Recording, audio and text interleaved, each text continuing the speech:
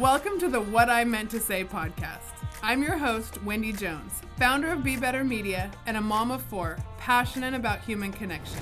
Some of these stories contain sensitive content about real-life events, and all of the information in this podcast and from anywhere on the Be Better Media website is for informational purposes only. If you find that you need help, which we all do from time to time, please reach out to a licensed professional for help. This week I talked with Guy Takashima, father of four, former pastor, coach, and spiritual mentor with a mission to empower others to connect to the deepest parts of themselves.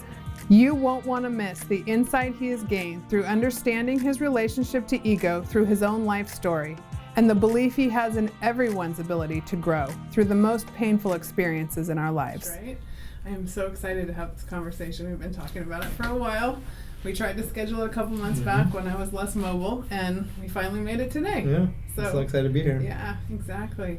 Well, we're going to get right into it. You and I met because of volleyball, but our friendship has deepened so much just because of our quest for that spiritual journey and the mind-body-spirit connection. And so from volleyball, we went to topics a lot deeper, but when our boys played volleyball together, we met and I started to hear about some of your coaching.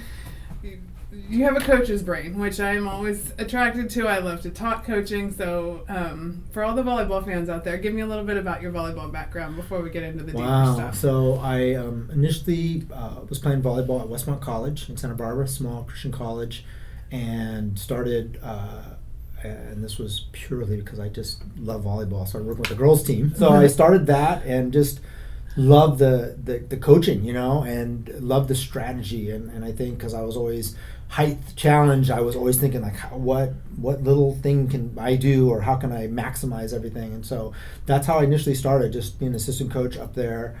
And then after I graduated college, just started at South High School as a frosh-soft coach, and then just kind of kept coaching after that. Started doing club and just loved it. So and that's kind of how I started. You coached some of your kids at South, right? Yeah, I did. I coached boys and girls. Boys and girls. Okay. Yeah, actually, my daughter played at South. Luke played at Redondo, so I didn't coach him in high school, but I coached his club team. Okay. Very good. Yeah. You have a really good story from your South High School volleyball. Your girls. So just one good volleyball story. Okay, one good volleyball story. Yeah. So.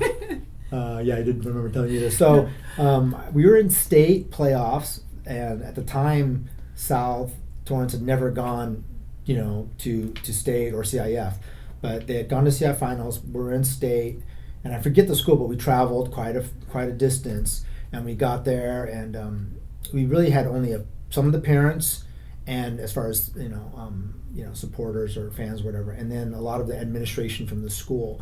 And it was a gym that was packed with their parents, everything, you know. And it was pretty good sized gym, but I just remember the vibe was so like just against us, you know. And you could feel it. They were loud, cheerleaders, everything. And so we went there, and I remember game one. Everyone was off. Everything was off. They're shanking balls, missing serves. It's just off, you know. And so we lose game one. Kind of a battle, not really. Game two, we get crushed, you know, and they're just falling apart. And I'm kind of just like watching this happen. Like I did call a couple subs, and you know, nothing. Everything I do, timeouts, nothing happens. And so we lose the second game. And I remember looking around, and I looked up at the admin, you know, the principal's there, AD, and they just looked like, oh, well, you tried, you know. It was no just pity. Yeah, it was just like this. It was just, and I look around the stands, everyone's screaming, yelling, and I'll never forget this. I looked at our captain, and she looked me in the eye, and her look was just like, we can't do this, you know. And she was a strong, never ever doubted anything. She was just this super amazing athlete and mentally tough. Long story short, I just had this feeling like we gotta leave here. So I go, let's leave, you know. And so I go, follow me. And so we left the gym, and the whole crowd started jeering, like, go home, you know. And they're just yelling stuff, like, and it was just like, yeah. So we got outside, and I'm trying to think what to say. And I said, you guys, girls, you know, I'm so proud of you. We've come so far. And I said, there's no way we're going to end our season like this. There's just no way, you know. I don't care if we lose. I really don't. You guys know that. I go, but I've always preached and taught and said, we give it our all, no matter what happens. We go all out, and then we can be proud of who we are and our effort. And I said, so if we lose, let's lose, but let's go back in there and freaking fight and look those girls in the eye and do the best we can, And that way, when we drive home, we're going to feel okay. And we're going to, I said, if we're going to lose, let's lose like winners. Mm-hmm. And so the girls kind of got fired up, and we went back into the gym, and we just got a little rally. They started getting their momentum, and we won game 3, which was super close. Game 4, super close, and then game 5, we demolished them, and awesome. And they got scared. I love volleyball because of the momentum shift, and it just happened, and that was probably my most favorite volleyball story. Yeah, well, and it's all, and that I love that story because it encapsulates the mental side of the game, right? Yeah. And just that letting go of your fear and playing free, which is like my favorite thing to watch in athletes is when they just go for it. And then I got to one more if I can. Oh, so my first at this club, which will remain nameless, I was coaching. Yeah. I came in halfway through the season, and I think it was a 12's team? 12 team. Okay. And my son was 10, so he got to play on that team, okay. so it was really cute. Yeah. So, and then the first tournament, we start playing, they're playing, and it gets like, we're kind of close, 5-5, 7-7, and then it was like 8, 9, 10, and my guys just gave up. They just give up. So I guess I got to tell a humbling story. And so I come in timeout. I'm like, I'm like, what's going on? You guys have just given up. Like, I can't understand this. I go, what did your coach tell you? Like the coach that, what did he say when you got in these situations? And they go, sometimes you just got to get used to losing. So, needless to say, that was a different season. It took some time and turn around. And actually, now come to think of it, one of the players on that team, his name was Eric, and he played, up in PV. He was 5'10", and he got a full ride at D1. Wow. And his mom just sent me a highlight reel of his, but he was like this pretty phenomenal outside hitter, and got to play at a D1 level at 5'10", which is crazy. Which is difficult to do. And he was from that 12 team. Yeah. Oh, that's and so he became like the only kid who kind of started getting fired up and started believing, that he couldn't do anything. Yeah, so. well, one of the best interviews I've done, and it came out of a podcast that I recorded last week, but her advice, Jennifer Ketty, who just played at AVP Manhattan, and she was like, I had a sponsor tell me one time, like, you don't get better when you're winning. So it's like learning to use that edge when the chips are down, and learn, that's where the discipline kicks in, that ability to not quit, and that really the hard things we go through are meant to sharpen us and make us better, right? And then that's what takes us to the spiritual journey, where when you and I started chatting, we were both going through divorces at the time. We each have 4 kids, and there's just, talk about a loaded, heavy time of life when you're just kind of, that you're reeling, you're looking for truth, you're looking for how did I get here. And so we connected on some of those conversations, and it helped me understand spiritually where you were coming from. So tell me a little bit about, after coming through college and everything, how your spiritual journey got started. Yeah, so I grew up in a family that wasn't religious or spiritual at all, and then growing up through high school kind of dabbled in Catholicism. There was a Catholic church close, so I went there, and some Christian churches, but nothing really took root, and there was also a little bit of like, that this doesn't make sense, and I asked questions and didn't feel that comfortable. And then when I went to college, I did go to a Christian school because I wanted to play sports, and it was a small school, so I was able to play some sports there. And but I would say my faith was still really formulating, and I was a religious studies major and education minor because I wanted to just learn about stuff. I knew there was something to God, spirituality, but I just didn't really find it.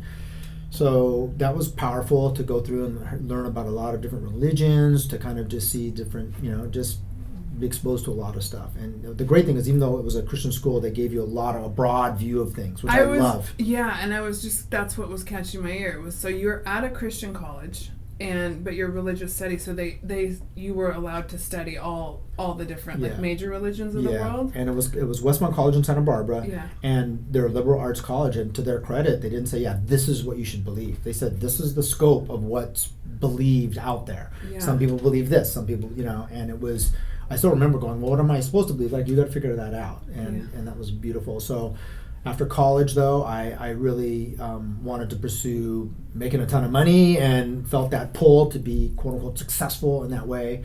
So I really, kind of pushed my faith and all that kind of stuff aside and started pursuing, a career. I got into sales and did really well. Was like 3 years I was managing, 2 aerospace companies. Like I was the sole rep for a company and doing really well. And yet during that time, I think I always had this feeling that there was more, that I guess the best way to say it is spiritually, I just felt that part of me was shrinking and shrinking, and that really led to kind of a crisis, where I had, all the money I wanted. I had, I was living in Hermosa, partying a lot, but I just was super empty, felt very isolated, and really lacking any genuine connection. And it was just the stupid party scene, doing a lot of drugs, doing all that stuff. And there came a moment when I honestly just said, I'm done. Like I don't want to do this anymore. And I remember thinking this: I've attained everything I wanted to attain. The house, the motorcycle, the car, the girlfriend, all that stuff. And I was just but I was just dead inside. And kind of got on my knees and just said, I need help. Like this, I can't do this. And I literally heard a voice, clear as day, say, go to Hope Chapel and do whatever they say. Like clear as day. And I was like shocked, but felt that resonate in me. And then I went to Hope Chapel, walked right in the there doors. on PCH? Yeah, PCH in Artesia, and Yeah. knocked on the doors and asked to meet with the pastor. And in the conversation, I just said, hey, I'm here. This is what's going on. I feel like I need to connect with God. And I never get his words. He said, well, if you're serious, I want you to come here and be a janitor. And I said, what? And he goes, yeah, if you're serious, if you really mean this, I want you to come here. And I said, are you asking me or are you telling me? And he said, I'm telling you to do that, which is weird. That he How said, how did that feel? Like, it felt really controlling and kind of weird. Like the person was kind of standoff. It kind of offended me, but I heard those words, do whatever they say. And so I said, okay. So I started. So you were submitting to something higher, not to the guy. Because those words were clear. Like it just resonated in my whole being. Like this is what I need to do. And I was done with just all the other stuff. Yeah. And so I started as a janitor there, and then was really happy. So the previous job with the stress and the sales and the suit and all that stuff, I went from that to wearing this janitor outfit, and it was like, I love the saying, carry water and chop wood. Just carry water and chop wood. And my ego went through a lot, of feeling like, oh, I'm driving this cool car, I've got my nice watch, and just from being a janitor. But I felt something inside began to change. And I think it was that I was just sick of that facade, the facade of like acting like I had my poop together and acting like everything was good, to just like, I don't care. I'm just. And what the world tells you is going to make you happy, right? And it was a total lie. Yeah. Total lie. You know? And I'm just lucky that it only took me 3 years to get to that point, right? Right. So and that have was it all. 3 years from graduation from college through the professional cycle. Like about three and a half, 4 years. That's when I started. So I started there as a janitor. And so then, you're a pretty quick learner, by the way. Yeah, because you talk to a lot of people that don't hit that until mid-40s, right? Where they're like at the top of everything, and so you're quick. Yeah, I don't take credit for that because when it's not working, it's pretty clear. And for me, I did say, this is not working. So what's really interesting is I got promoted, and I got promoted, and I was volunteering a lot. And like I think 4 years later, they asked me to come on staff as a pastor. To replace the guy who interviewed me. Oh my goodness. And what's really strange is, I had this bad interaction with this guy. He ended up leaving, and they asked me to kind of take his place. Because I honestly was a little offended at that situation, and ended up that I replaced him, which is ironic. But I remember that was a really big deal because in my head, I'm like, I'm not a pastor. Like, that that's imposter syndrome is going to kick in strong. That's totally kicked in. Yeah. And I had met a gal that we were engaged to be married right at the same time. And so I was talking to her a lot about this, like, oh my gosh, like, should I do this? And so we decided yes. So I decided yes and started pastoring there, from volunteer to overseeing some of the ministry stuff. Okay. And were you, because I know you got to be head pastor, but you were working, what age group were you working with? Yeah, so I started, they brought me on to oversee the college group. Okay. So I was doing that. Yeah. And then kind of that journey was crazy. So I kept getting more things to do and different promotions until about 10 years in, the senior pastor said that if I wanted to, I could stay there and take over the church. And if I didn't, that he thought I'd make a really good senior pastor. And he said, it's probably going to be at least 10 years before I retire. But if you want, I want you to maybe think about starting another church and planning a church. And they were really big on planning a church. So he just said, Okay. look, I'll support you. I'll back it financially so you can get that started. So You left Hope Chapel and started a church in my garage with, Yes. a small little group of people, like 5 couples. And then the crazy thing, and 4 years later, we were in a $10 million building with 60 employees and managing this school and this church. And 4 years later. yeah, Yeah, that's another one. I know, and this is what I've noticed about you and in our friendship is like anything you go into, you go in like wholehearted, all like jumping in, and you go and you're successful. Like you really go hard, and it turns out because you're smart, you're dedicated, all of these things. But it's like we've talked about really in transformation when you get behind like what the motivating factors are, right? That's where the real like good stuff is. Yep. And so like when you look at this transition from janitor to planting a whole new church that's successful, those motivating factors behind that, like tell me a little bit about what you've discovered there. Yeah, that's the crazy part. So that happens, and I still remember looking like, oh my gosh, like I can't believe I'm doing all this. Imposter syndrome was still pretty much at work though. I just felt like, gosh, like, that fake it till you make it. Yeah, and I really felt sometimes I would get up and teach, and I felt like there was this cardboard image of Pastor Guy that I would hold up, and at the same time I was coaching, and I just did not feel connected. Didn't feel really connected to my true self, and it was always this idea like, okay, all these people are looking at me, I have to keep this image up, and as time went on, and even like before, once I kind of got to that point that I was shooting for, I remember on Sunday going home going, this is just, there's got to be more to it than this. I've reached this pinnacle of what I thought was this spiritual leader. I'm pastoring this good-sized church and all this stuff, and my ego was definitely well taken care of. Because people are treating me like I'm special. I go to our school campus, and everyone's like, oh, it just that whole thing, of personality worship or even leadership, but inside I had that same sinking feeling I did before, which is like, this is not it, and I definitely began to feel that same empty, that same frustration, that same like, gosh, this is not fulfilling me. This is not really connecting to my deep, my true self. Did you feel like in that time that there was, as you're doing all of this and accomplishing all this, that like you were able to still go and talk to God or talk to Jesus and be like, what's going on here? Like, help me? Or I did, but at the same time, I think there was this huge blind spot for me that I tried, and I always felt like this hole, the emptiness, this kind of lack of connection, I guess is another way to put it, was rooted that I'm not spiritual enough. So my mind, it never went to this other place of like, hey, like show me what's missing. It's like, oh, what's missing is I don't pray enough, or I don't,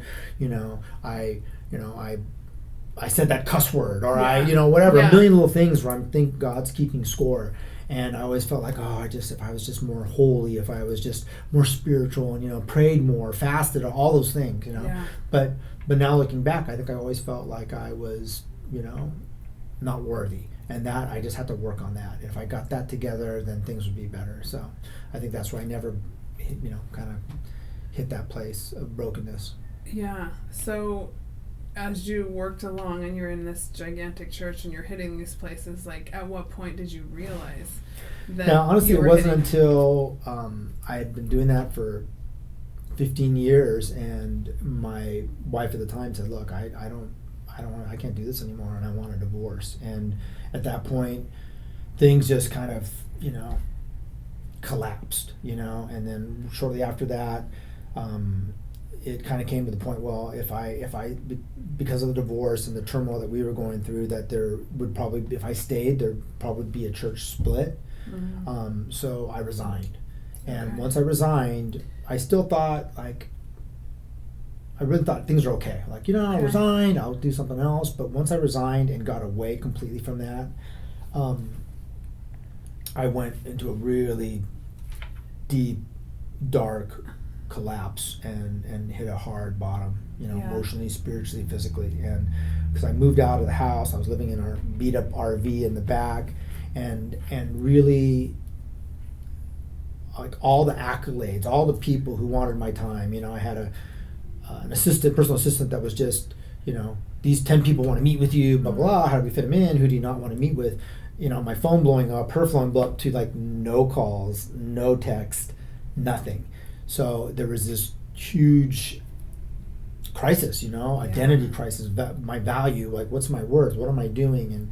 And that was definitely an emotional bottom that I hit. And I can just say I was really depressed. I even had thoughts what am I doing on this world? It might even be better if I died. I was really, really dark place. Yeah. And all the while you're raising 4 kids. Mm-hmm. They were, I know you had one still in high school, Mm-hmm. and I've met your kids and they're all amazing. So clearly through all of this turmoil, you guys are doing some things really right because your kids are amazing. But I think happened that I regret most is during those 2-3 years, I was really resentful at God and just shut down, and even shut down from them. So those last couple years were really painful for my kids to see my ex and I fight, and then the divorce and all that stuff. But prior to that, I think things were pretty good, in our home. But yeah, that took a toll on everybody. I realized then that I think definitely was super resentful against God. I served you all these years. I did all this for you, and so that led to an interesting thing, because I just basically said, I'm done, and I started really pursuing different faith traditions, and I was really resentful. But the beautiful thing about that is, as I looked into different faith traditions and exploring different things, yoga, meditation, just doing a lot of spiritual reading, my world opened back up. And then the beautiful thing is I started being able to reconnect with God, and I did a lot of work on myself with recovery and some 12-step work, which really helped me have a connection with a higher power that started all over again. Yeah. And so that's been an amazing journey. And that's something that is so important to me, and I love the way that we talk, because that's a space in the world where I feel I almost feel nervous sometimes, because I never want to just for offend a spiritual tradition, right? Because I see so much beauty in all of the spiritual traditions in the world, and even though I'm a Christian, I know that where we're born makes a difference, what we're exposed to makes a difference, and honestly, that spiritual quest is in every single person that's ever born. And the concept of just being able to open the eyes of the next generation, and I see a lot of what's going on in the world now, and I feel like everyone's, they're fleeing. If you look at the mass market, they're fleeing the spiritual traditions in the name of separation of church and state and all of this. We are wired for connection, and connection truly comes, I believe, through the spiritual realm. And if you turn that off and you just go mind body without the spirit, it's an empty, that you run into a dead end. And so I think my question for you is, how do you think the world can start to, because I do think there's an undercurrent of real spiritual teachings. I mean, there's so many books, there's so many, and once you're in that realm, you're talking with people, and there's a lot out there in the podcast world that I've been hearing lately about this, spirituality and science and the intersection there. But on a practical level, what do you think will help the younger generation, and really anybody out there that's struggling with feeling judged or turning away from that spiritual calling? to kind of reconnect.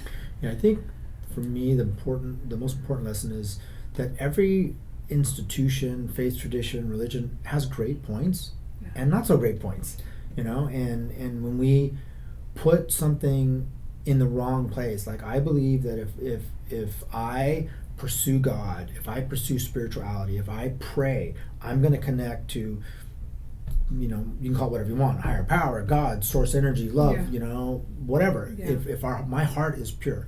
But if I let something else take that place, a priest, a pastor, a teaching of anything, and say this is going to take that place, this will take the place of that, it's idolatry. Yeah. So I think the right thing is to say, you know what, I'm going to pursue my relationship spiritually with my God, my higher power, and I will take whatever fits. So like as a pastor, the crazy thing to me is there's 100 churches in our area at least, and every one of them teaches something different about the Bible, right? Or we'll say this is this, and this guy, no, that doesn't mean this, and you just kind of go, what? Whereas I think if the pastors and priests, if everyone just took maybe a step back and just said, this is my belief.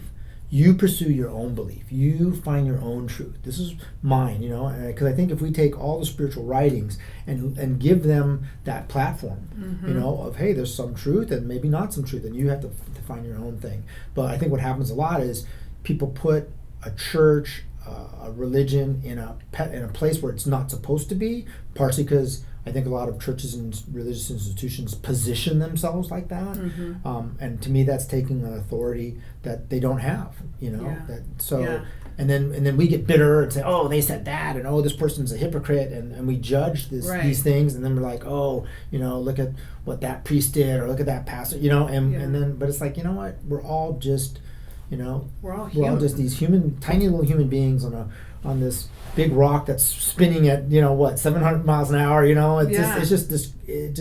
It's a wrong. We make the mistake of putting a religion or a teaching or a given person in a position that they should not have in our life. And so I think if we do that, and yet everyone says, I'm going to grow spiritually, that's my responsibility. And for me, that's the essence of my joy and my happiness, my peace, my love. Like if I'm not connected spiritually to God, then I shrink into a pretty dark place pretty quick. Yeah. Does that make sense? It does. And I think you're getting at the heart of the difference between religion and faith, which is something that has really helped me as I've gone through challenges in my life, and realizing that, like, one, a belief system doesn't entitle you to some free ride of, like, you're not going to have hard times, right? To me, that belief system is actually what holds us up when we hit rock bottom, right? And everyone has a different rock bottom, and I hope that most people's isn't terrible rock bottom, but when we hit it, there is something in us that, like, our intuition knows, and if you have some spiritual training to fall back on, it's just so powerful. And there is that moment, and I've experienced it in my life. I've said it to a couple of different guests, when Matthew fell in the pool and I wasn't sure he was going to survive. This crazy peace that came over me, you can't explain that. I was beside myself, scared to death, and yet it was like being wrapped in a warm blanket. And you can't explain that away. You can't science that. That is, I don't know how you put data on that. But I'm so grateful that I have always had that feeling, and in that moment, the very most of, like, it's going to be okay. And so that's what's always kept me going, in that just that knowing. But that doesn't have anything to do with religion. And I feel like so often now there's, you can go with health, you can go with religion.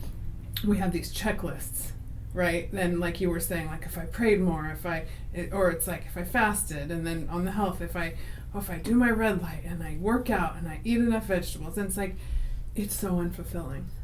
It's like finding your way, and your way is going to be a little bit different than someone else's way, because that's part of the joy of getting to know yourself as a human being. And that's what to me, that's what God wants us to do. Yeah. So, but it's not that entitlement of, hey, you're going to give me a free ride and everything's going to be peachy keen, because the truth is, like, the hard stuff is what makes us grow, and it's also what makes us seek spiritually. So, and I've definitely seen that through your story. So how about, so going back to the church, and when you walked away from all of that, what was it about when you say I couldn't do this anymore, or we couldn't do this anymore? Like, what are some of the tangibles of, like, I couldn't do this anymore? Oh gosh, I feel like, you know,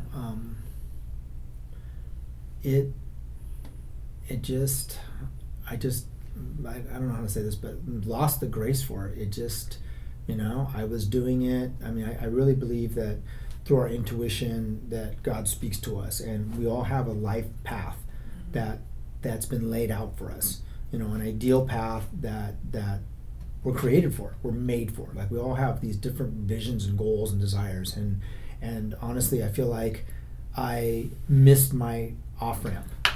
I really did, and I just didn't. I felt like I was supposed to try to start a new, you know, ministry, a nonprofit for working with recovery, and I just said no. I just felt a strong urge. So you stayed in the church. I stayed in the church when, you know, that was maybe pulling. And what kept what? Well, it was the pull? You know, I had my steady salary. I had 3 kids going to college. You know, everything was pretty set, and was just not. Safe path. It was a safe path, and that seemed like the right mental trajectory that I was supposed to go on. Like, oh, this makes sense.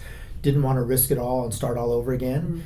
And to me, that's a marker, because after that, I saw a steady decline in just my motivation, the grace upon what I was doing. Just things just started feeling harder, and my spiritual life started, you know, going down. So I feel like that to me was.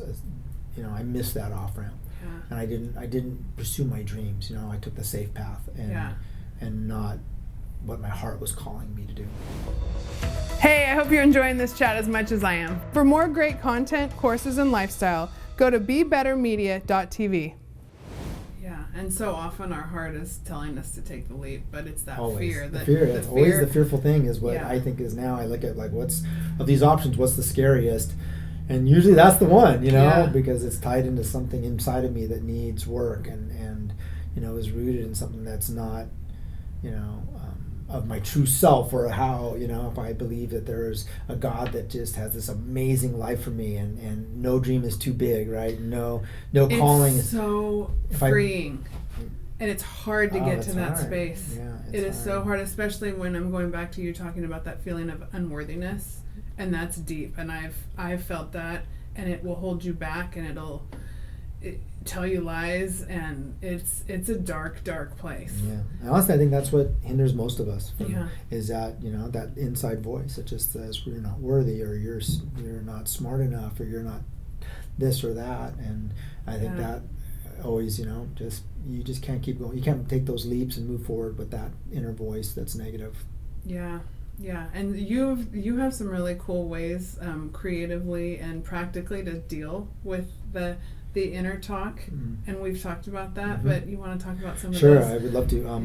One of the things I did is first I wrote down those negative voices and those negative statements, and just, you know, you're not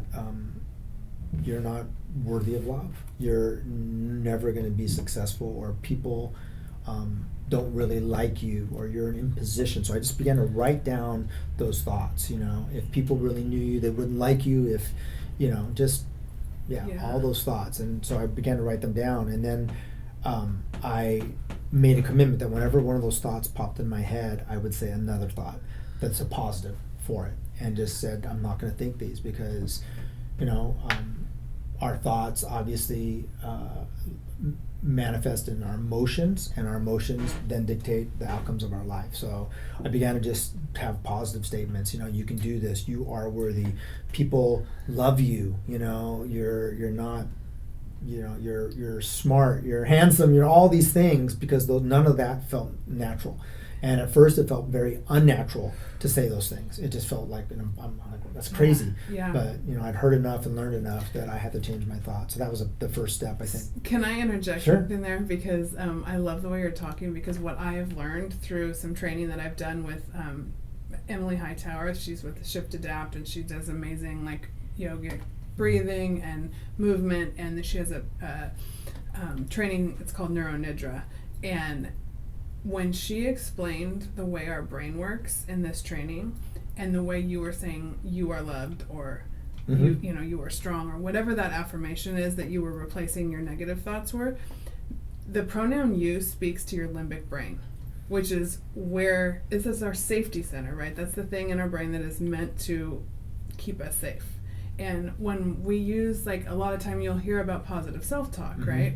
And if you use those statements with an I, you're talking to your executive functioning brain. And if your executive function, if you say, I am strong, I am loved, and your executive but your limbic brain doesn't absorb it, it doesn't believe that pronoun, it doesn't believe what you're saying, you're setting yourself up for disaster, right? Because you're not, if you say it and then it doesn't pan out, you trust yourself less. Okay. So when you use that you pronoun, you're talking to your limbic brain, your brain and yourself, you start to feel safe. Oh my God. You start to believe it.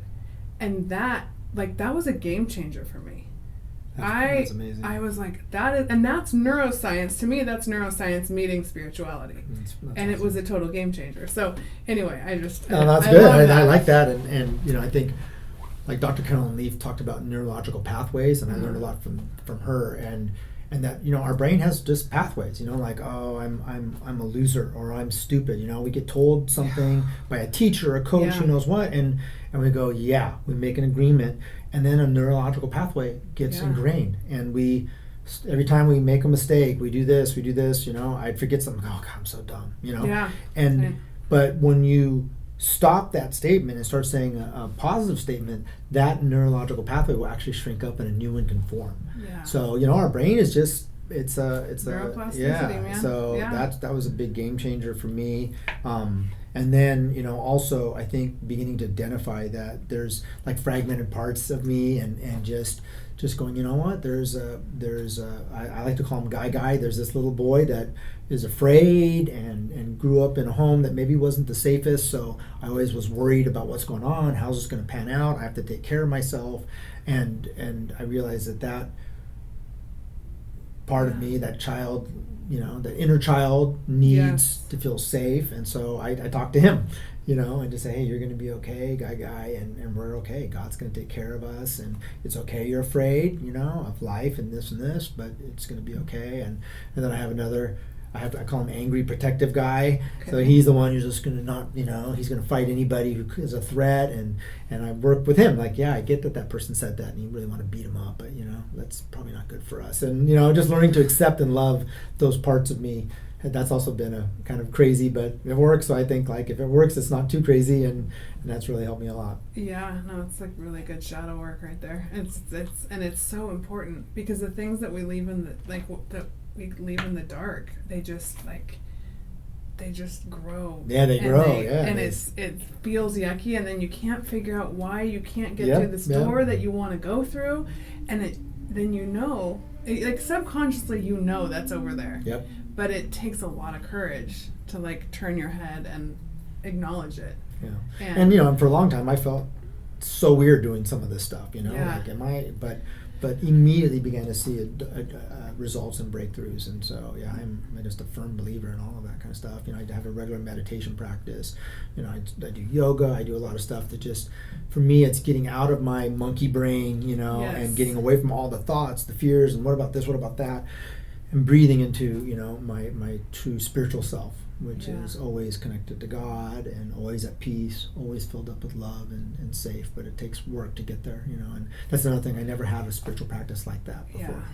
Yeah, and there's such a difference between throwing up that prayer and just expecting everything to happen, and actually finding the discipline that God wants us to have to be able to bring things to fruition in this world, right? And do it in a way that is fulfilling to us and not just taxing. And that's where I love that concept of sustainable high performance, because I think without that feeling of there is something bigger than me and there's a whole world going on around, I am not alone, and even though I'm attached to my goals, I am not my goals. I am not this quest to get to somewhere, because really when you realize this evolving path, I always like to say the more I learn, the less I realize I know.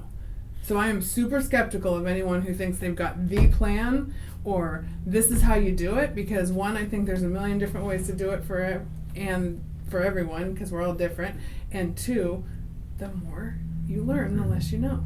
And staying curious on that path is what is the key to longevity. Like, that is what helps us. For sure. You know, Yeah. it energizes your day, and then all of a sudden the time's going and you're you know, doing what you want to do. But it's a journey. So, but there's two areas that I'm thinking of that could be really helpful for people out there. One, I think the spiritual quest for men out there is it's a little bit of a different path than for females. No, I feel that's a like good it's point. a lot more acceptable for women to have this conversation, and I think sometimes men have been told, like, you know, just man up, toughen up, you can get through it, and we're all human. Yeah. Like, it's not. So can you talk a little bit about That's a great question.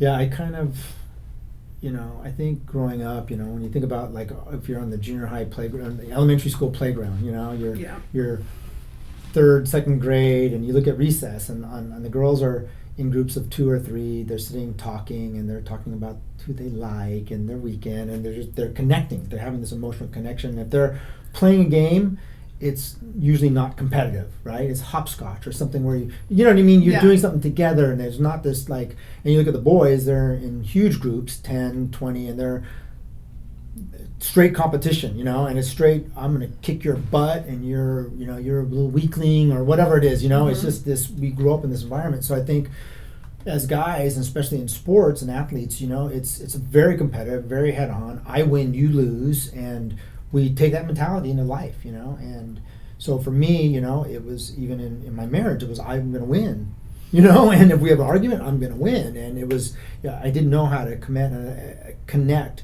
And I know there were times with my ex where I just, like, you want to connect to my heart, but I don't have a heart like that. It just doesn't work like that, you know. And I'm like, I know you want to, but sorry, I don't have that capacity. It's just not there. I really felt that. And which was sad, because I looked at her like, I know what you want, but yeah, it's just not there. And so no surprise that we got divorced. And then as I talked about the journey I went on after that, the spiritual journey, and began to see examples of men, spiritual men, who were in touch with their emotions, in touch with their spirituality, in touch with that part of him. It was kind of, I began to just go, wow, there's something here, you know. And I think where I was at spiritually and emotionally, I was really broken. Like I said, I was really depressed, struggling with, you know, a lot of just darkness. And to me, the breakthrough moment came when I asked someone for help. And I just said, look, I'm really struggling. And I'd never really done that, you know. And I just said, I'm really struggling, I need help. And began to develop this capacity to be vulnerable and to share my heart and to really even share my emotions, you know. And for me, that was really, really difficult. A, because I didn't even know what emotions I have, but B, then to just begin to let out. And I'll never forget sharing and talking, and I cried, you know. This stuff just, my eyes began to leak, and I began to cry. And this guy that I knew, who had been in prison, you know, been part of gangs, pretty darn sure he killed multiple people, but he was a friend. And as he came up to me, gave me a hug, and I'll never forget his words. He says, you know, Guy, it takes a real man to cry. And that moment, kind of, I just looked like, here's this, you know, man of men, you know, baddest ass I've ever known. Yeah. And when he said that, I'm like, you know what? My tears, that was harder to cry than any manning up, any acting like I'm cool or strong together. Like, compared to that moment of crying, like, yeah, that took way more courage. And that moment, I kind of made the decision, like, you know what? I want to learn how to be genuine. I want to learn how to be in touch with my emotions. And so that was the beginning for me to say, you know what, I want to have a heart. I want to have connection. I have to have this, because I was dead, you know, and life wasn't worth anything at that point. So I think for men, it's really hard to realize we've been conditioned to act a certain way that's super unhealthy, you know, and along with that, we've been taught to act in a way that makes it impossible for women to connect to us, when every man wants a connection with a woman, like our deepest need or desire is in a relationship to feel valued, to have a woman look at us and go, you're amazing, I love you, But we think if I'm strong and independent and that's going to get it, and it doesn't. And right now it's so interesting that I think there's a big movement for women to say, like, where are the men who can talk and I can have a genuine connection with, who are emotionally available. Yeah. But we've gotten that, I feel like that space is so confused right now because there's so much trying to identify the roles, right? And it's like, I think everybody ideally would like to be in a relationship that is just two people walking alongside each other. And I was talking with my roommate about this last night. It's like, you're walking alongside each other. There's nobody has to be put in a box or have power over. It's this power with concept that allows two people to grow and, evolve through life. But if you get into a position where one has power over, and it really can happen. I've seen it happen both ways, in sure. marriages. And it's, or any kind of relationship. But you don't want to get into that position where it's power over another. Yeah, I think that, to me, the balance is, I think we all have masculine and feminine energy. Yeah. And it's, for men, I don't think they understand that to have a healthy relationship, you have to have both, And even for women. Within yourself. Yeah, within yourself. Yeah. And we kind of go back and forth and have different things at different times. But in order to have, I think, a healthy life, I have to be able to share my emotions. I have to be able to connect to people on an emotional level. I have to be able to be vulnerable with somebody and even share my insecurities or my fears or this. And if I, all through my marriage, it was like I had no problems. I was the man. I was going to, fulfill this role and this, and it ended up me being, distanced from my ex, and I could never really connect. And so I think the key is to just say, for guys, is to just say, like, you have to, if you're going to ever have a healthy life and healthy relationships, you have to have that aspect be connected to that part of yourself. Yeah. And the other thing I was thinking as the father of 4 kids, and you said, like, you've gone through some hard times, and I think, honestly, to me, that is probably the signature of good parenting on some level, is actually allowing yourself to go through hard times and acknowledging that you're going through hard times and realizing, in most situations, parents and kids, they really do love each other. And when we go through this stuff, there's something to learn, and trusting that it will come back together the way it should. But in this transition to, of being vulnerable and genuine, what are some of the things that have you've seen in your relationship with your kids? Oh my gosh, that's a great question. Yeah, my relationship with my kids over the last 5 years has drastically changed, and I think one of the big ones for me was realizing how much of my ego and how much of my identity was in my kids being a certain way, and I think I was pretty good about not driving them, as the sports dad. I definitely did to some extent, but I also, like, if any time they didn't want to play sports, I was okay. Like, but their behavior, their character, their morality, a lot of the other things reflected on me, and that, I think, was the damaging thing. Is I just, they're them, and I've since, in the last 5 years, been able to just say, you do you, and that's okay. Whatever you is, that's okay, and begin to separate myself from them, and realize, my kids,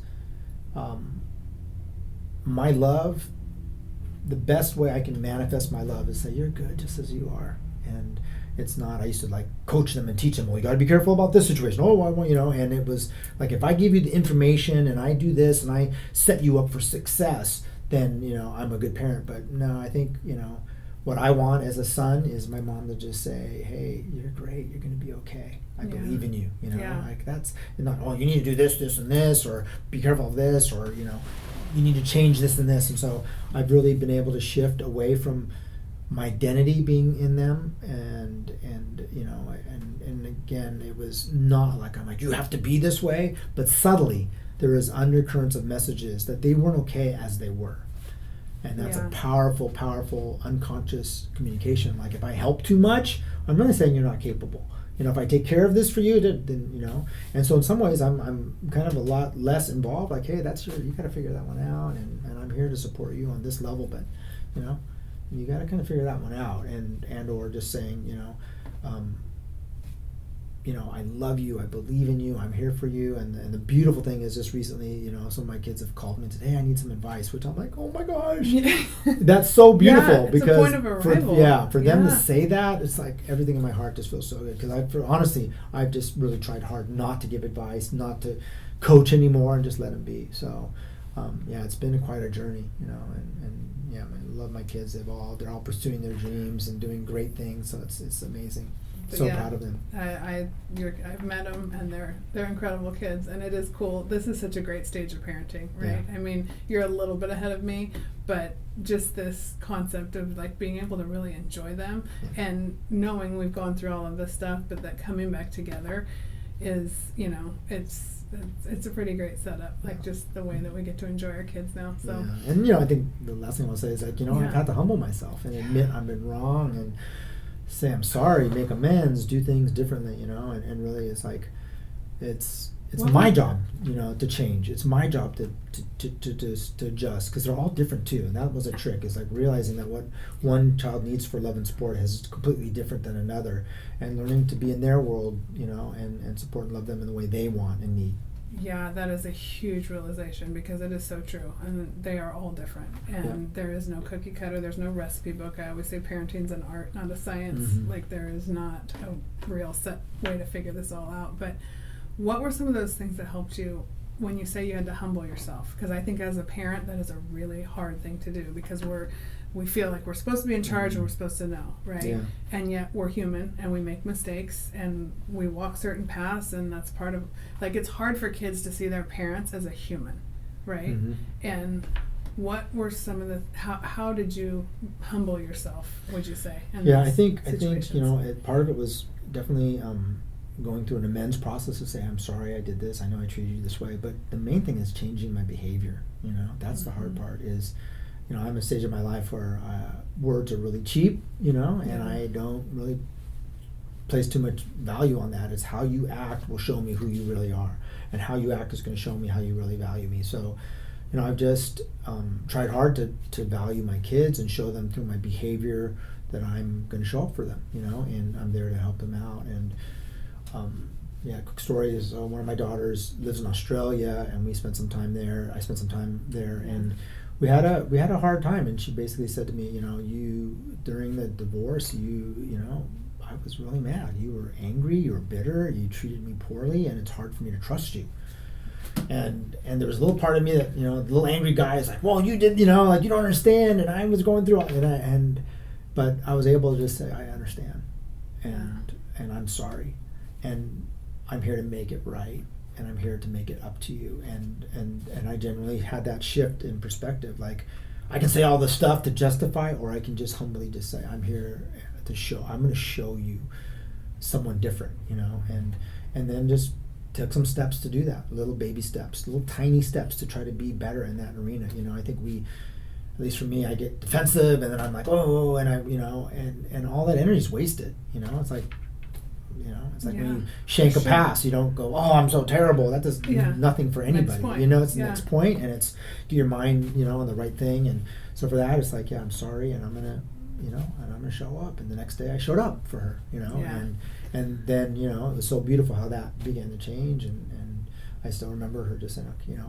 I forgive you, and she was willing to get back in that, and that was a beautiful thing. So I don't know if that's a clear answer. I love that story. It's a very clear answer, and I just had the coolest analogy just popped into my head, because a lot of times these stories and these conversations come full circle for me, and what I realize about you is that, you know, when you talk about elite athletes, and they're really, when you're coaching an elite athlete and they are able to make changes physically quickly, right? You'll be like, oh, I saw you know, you dropped your elbow, now on this next one I want your elbow higher, and then do it the next time, right?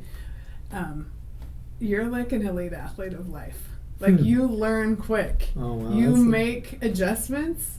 And to see when I hear your stories and see like how these lightning bolts of truth come through for you, and how you pivot and you battle through it and you change, like, that's a it's beautiful compliment. really, really cool thing. And that's like, and then when you say you have that conversation with your daughter, and then the next day you show up and you're like, what's the the small incremental changes I can make to help you trust me, right? And that's, I don't think there's anything more foundational for the kids that we're raising today and for that whole next generation to know that, like, the generation above them is working hard to be a great example, and so that they can learn and that they can trust that they can do the same thing, and so it's cool to see you do that in real life. And kind of leads me to my last question is just, I ask this of everybody that comes on, but what is a piece of advice that you would give to your younger self? Oh gosh, great question. Oh gosh, I feel like I wish I could tell myself that inside of you is your destiny. Like, it's there. Your dream, your destiny, your passion, your life calling is in you. But you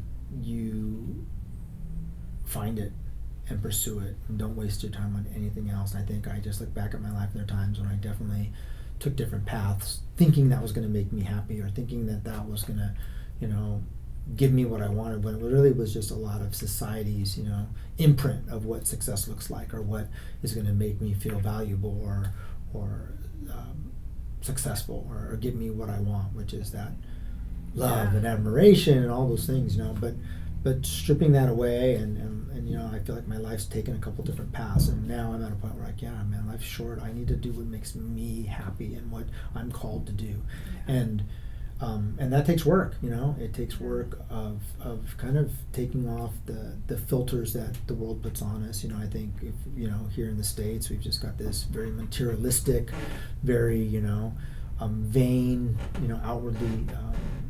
An outward emphasis on looks, cars, all that stuff, and it never leads. It just doesn't lead to anything.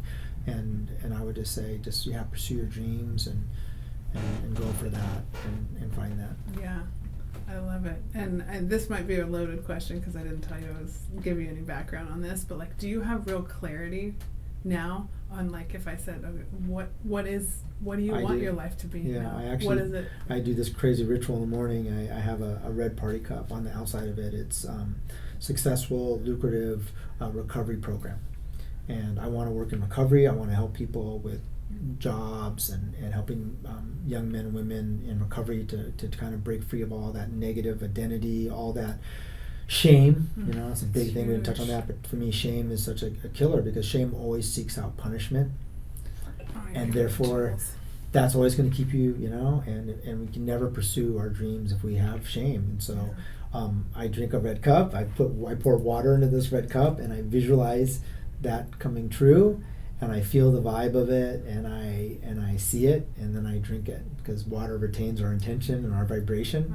So that's really clearly what I want to do. I want to help people and see people, fulfill their dreams. It's just exactly what you're doing. I think that's why we connect so much, is to be the people we're supposed to be. Yeah, absolutely. Well, I've absolutely loved this conversation, and if people want to find you, where can they reach out if they want to get in touch? They can reach me through my email, Guy Takashima @gmail.com, and I do spiritual mentoring. I love doing that, and that'd be great. Awesome. Okay, well, we'll put it all in the show notes. Okay. So, but thank you so much for doing this. This was awesome. Always. Thanks. Thank you so much for listening to What I Meant to Say. If you enjoyed this conversation, you know what to do. Subscribe, rate, review. And for more great content, courses, and lifestyle, go to BeBetterMedia.tv.